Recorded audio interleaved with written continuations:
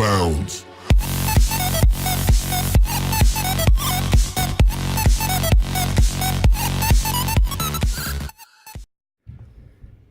All right, so moving forward, I want to talk a bit about the corruption of currency, fiat currency especially is what I'm talking about. Now, when the government taps out its ability to increase tax revenues and its debt becomes too large for us to bear, it's got really one last way that it can take what it needs besides taxation and debt. And it may be really the most insidious and unconstitutional way to do it. And essentially, it just decides to print the dollars that they need to pay for what it wants, created out of thin air. And this is a relatively new phenomenon for the U.S. government. Throughout most of our history, one thing that kept our government from printing all of these dollars that it wanted was gold, being backed by gold and silver, intrinsic value. And until the mid-20th century, the dollar represented an explicit promise. It represented one small claim on the U.S. government's gold reserve. And the size of the reserve limited the dollars available for circulation. But in 1971, with the Nixon chop, he severed the U.S. dollar's last tie to gold. From then on, we were free to take on as much debt as the world would lend us and print as much money as we needed to finance it. And since 2008-2009 financial crisis, the Federal Reserve has largely kept the printing process running full time. And its quantitative easing policies, which is printing billions of dollars and using them to buy treasury securities and mortgage-backed debt, have caused the volume of currency to balloon out of control. This definitely decreases the purchasing power of the dollar. And if you look at the purchasing power of the dollar here from, say, 40 years ago, you can see a huge decrease of the ability to purchase. So though it may seem you see more zeros in your checking account, you may see more zeros in your paycheck, it may seem like you're earning more money, your ability to purchase with that money has dramatically decreased over time and continues to. Now, the Federal Reserve has largely kept the printing presses running, creating this problem, and then Wall Street has perpetuated it with these horrible investing opportunities for people that sound good because the yields are high. Now, the Federal Reserve balance sheet represents the total amount of currency in circulation or in a central bank's reserve, and that has gone up $1.1 trillion in 2008 to $4 trillion in 2014. That's pretty huge, and you might not understand the problem with these actions or the inevitable failure of them, what's going to happen through that. But the great advantage of paper money is supposed to be its flexibility, right? Where you can, in theory, print more of it when you need it to facilitate economic growth or to forestall a crisis. But it doesn't really work that way. And printing money doesn't create wealth, and it doesn't stimulate the economy. Instead, it simply makes each dollar less valuable and leads to higher prices, a monetary phenomenon we obviously call inflation. Now, in its insidious form, it's stealing. This is exactly what's happening. And people feel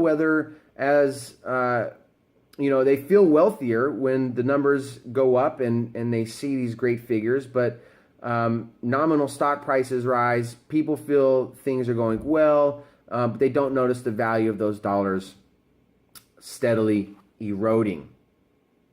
And even worse, it actually provides incentives for going into debt. And people who borrow today will repay those obligations in the future with dollars that are worth much less. Inflation has become so prevalent for so long that most people don't even know it's not part of a normal economic system. Data on consumer prices from 1596 to 1971 in Britain proved that during gold standard periods, commodity prices remain level, even over hundreds of years. During periods of massive economic growth and soaring populations, this is when you have something of intrinsic value that you're basing your currency on. When you debase your currency, we have the exact opposite, and we have tremendous increase in debt because it kind of one goes hand in hand with the other. Now, the most important test of paper money is whether it facilitates real per capita economic growth. And on that note, the evidence is overwhelmingly negative. Measured in ounces of gold per family income in the United States has declined since 1971, retreating back to the 1950s levels.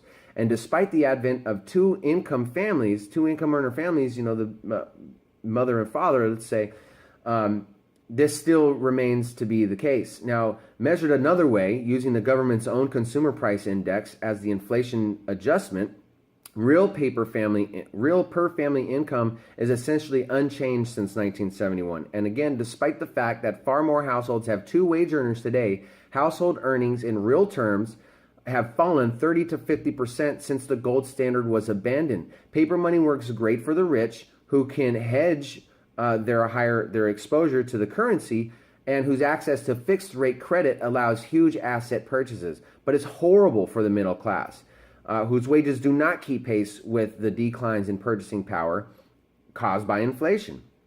Now, if you want to know why there's so much discrepancy in income and per capita wealth in the U.S., you don't need to look much further than the paper money itself, the fiat currencies that we're dealing with.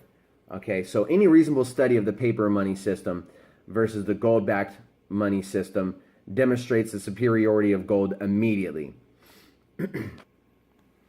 So with that in mind, that's a good question to ask. Why does almost every modern government choose to use this paper fiat currency? And the answer is because paper money allows the wealthy and the powerful vested interest in our economies to manipulate interest rates, prices, the money supply, and the credit to their exclusive advantage.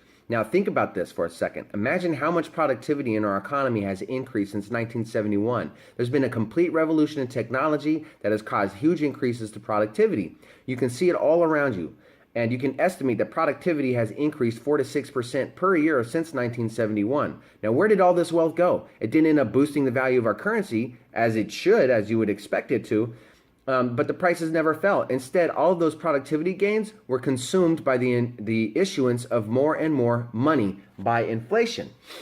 Now, therefore, average wages in real terms have declined. And all the productivity gains and all the wealth that was consumed by the financial sector, the government, debtors, and the people who benefit from the inflation. As you can see in this, presentation, that one feeds into another, and as we devalue our currency, we increase our debt, and this once again leads to another vicious cycle of the reappropriation of wealth and people's willingness to go into more debt, willingness to take on riskier ventures, inevitably leads to people losing their wealth, plain and simple. People losing their ability to hedge their future.